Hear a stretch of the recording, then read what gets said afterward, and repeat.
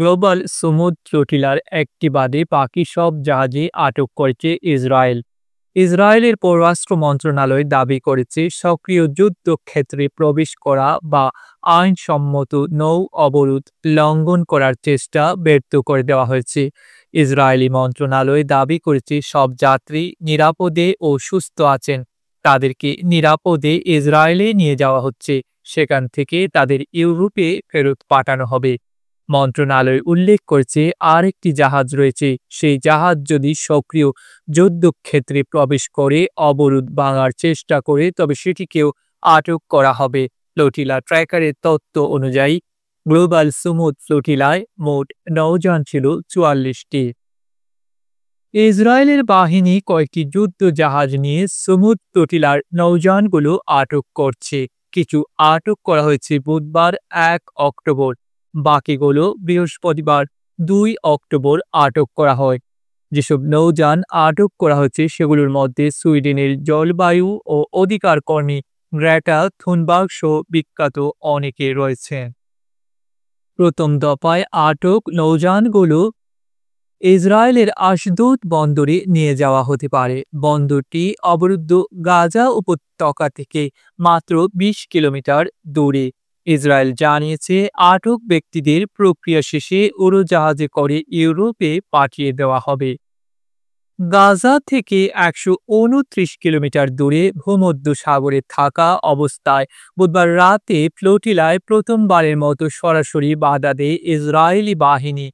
Global সমুদ্র flotilla সমুদ্রপথে গাজায় ত্রাণ নিয়ে যাওয়ার একটি বৈশ্বিক উদ্যোগ।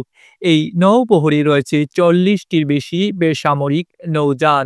বহরে প্রায় ৪৪টি নৌযানে ৫০০ মানুষ রয়েছেন। তাদের মধ্যে যুক্তরাষ্ট্র, স্পেন, আয়ারল্যান্ড, ফ্রান্স, বেলজিয়ামের নাগরিক সহ ইউরোপীয় পার্লামেন্টের নির্বাচিত প্রতিনিধি, আইনজীবী, অধিকার কর্মী, চিকিৎসক ও সাংবাদিক রয়েছেন। আগস্টের শেষ দিকে যাত্রা শুরু করা এই বহরে ওষুধ ও খাদ্য বহন করা হচ্ছিল।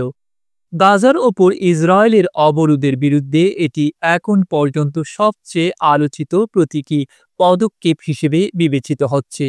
ভূমধ্যসাগর পাড়ি দেওয়া এই ফ্লোটিলার কার্যক্রম আন্তর্জাতিক মনোযোগ আকর্ষণ করেছে।